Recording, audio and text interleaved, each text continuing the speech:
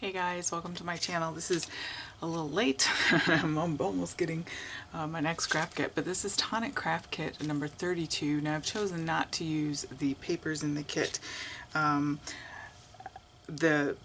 memory book die this is the main piece here, and it cuts out, for example, this piece. So as you can see, like that. Just like that. So it gives you choices. I mean, you can make it memory book like purse style this way or this way, put a handle on there, and cut out that piece that makes the seam or the binding. You can make it layer two of them together, and then you have sort of a overlapping flappy kind of thing like that and round them. Or you can choose to flatten them like I did here. Now there are a couple, several score lines, I guess is what I'm trying to say there. And I chose to just flatten it so that there are, I guess, two here and two on the back. So that's the main one that I scored. And I'm going to make little flap, big flap, little flap, big flap. And so that's what I chose to do. There are a gazillion ways you can obviously make this. Also, they've given you binding. I have not cut those through yet. I picked this one here that I'm going to run along that inside one. So not this first section here, but this next section. First I'm going to get my papers glued down. I've got my Maggie Holmes Sweet Story, and I have cut out the solid flap that you get with the kit die and then the stitch. So they are matching stitched ones there. And I've got whatever pattern I have on this flap. I have a contrasting one on that flap, and then I have that same pattern that I'm going to put on the back. Okay, so it's just a matter of gluing those things down.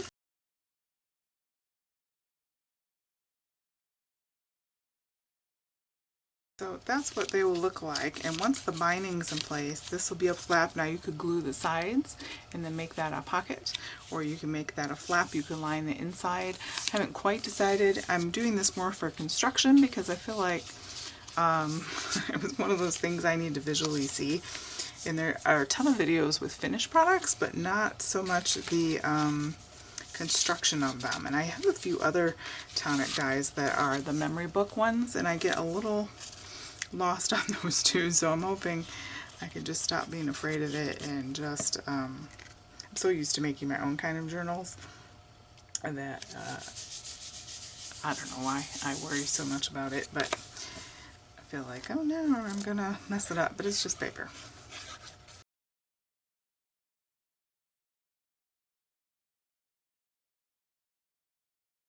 Okay, so you can make as many pages as you want from this, but in the end, when they're all lined up and scored through, now you could just use a hole punch and do like a 2, which I might do, I don't know.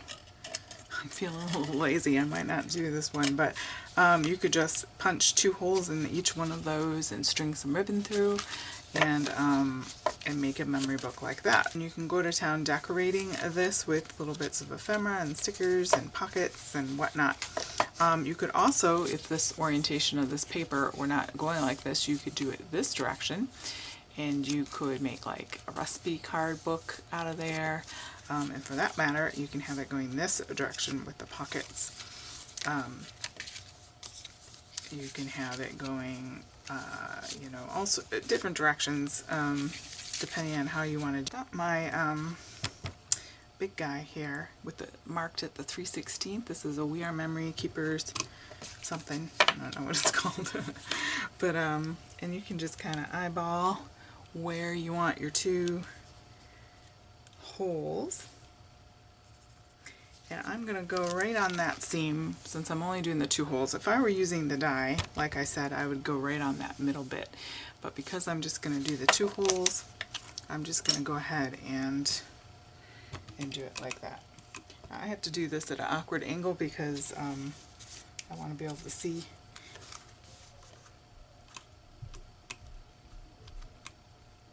Okay, 2 holes all lined up and ready to go. And I am going to find a clip here while I'm looking for some ribbon, because that'll hold that straight for me. Okay, so we just need some paint, and then you can just feed that through. Similarly, if you use the dies, they come with two or three different dies to do the binding with, if you so choose, or you could use this just for decorative, a decorative die to cut holes in something. Then you can use that, but and thread the ribbon through like that, or twine, whatever you have. Make sure that's straight.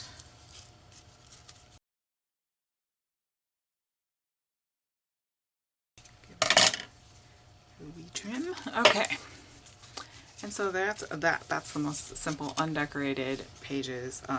Again, I'm not decided if I might make pockets out of these.